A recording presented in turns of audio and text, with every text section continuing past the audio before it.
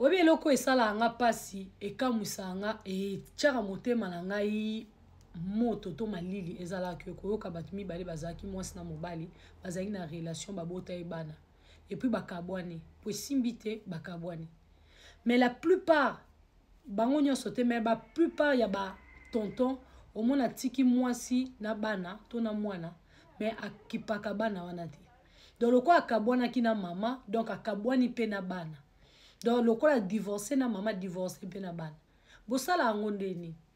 est-ce que maman na papa tango baswanaka tango papa na mama bazala na bolingo na bango na bafeti na bango tango ekitake mata tango bosali ke bokoma na zemi mwasi akoma na zemi ezaki bino mibale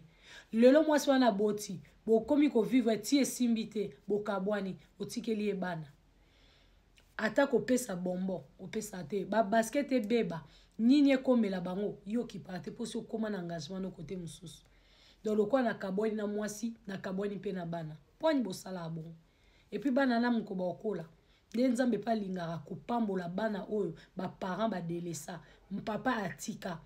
omona nzambe apamboli parce que mwasi mo bazaki wana femme forte akoetika bana na ba foot na ba activité akozala wana pour l'éducation ya bana bana na un jour nzambe apambola bango bana na lelo bakomi bato omona ba papa ba ye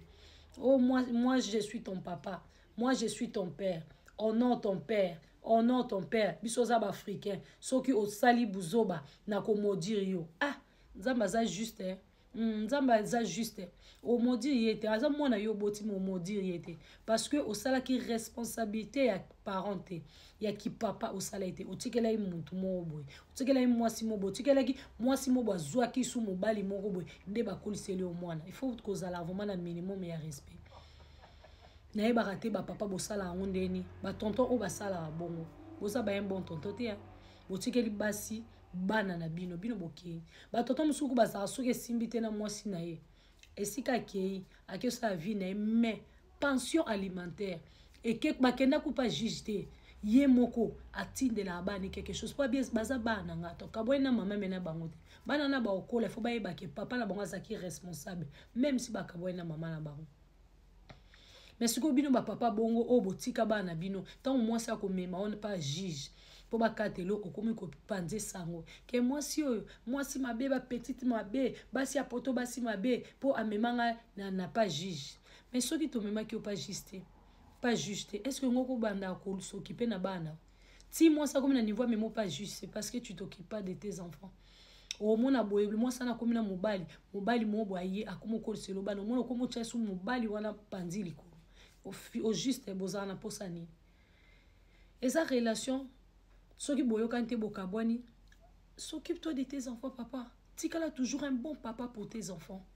oui responsable pour bana leba okola ba mona ke papa na biso tika bisote et puis bango leba okola ata bakina ba mariage na bango bakoye ba responsabilité otei bango déjà sans sa responsabilité ba un bon tonton o bosala makamba bon botika basi na bana so bosali divorce botiki basi bokabeli bango tant bana na babongi bozonga na sûr que vidéo o eko interpeller bino bozala ba un bon tonton de miss courage à vous le femme forte o batika na bana bango mo babundaka bakenda misala po balesa bana po bazala bien toujours bisous là-bas.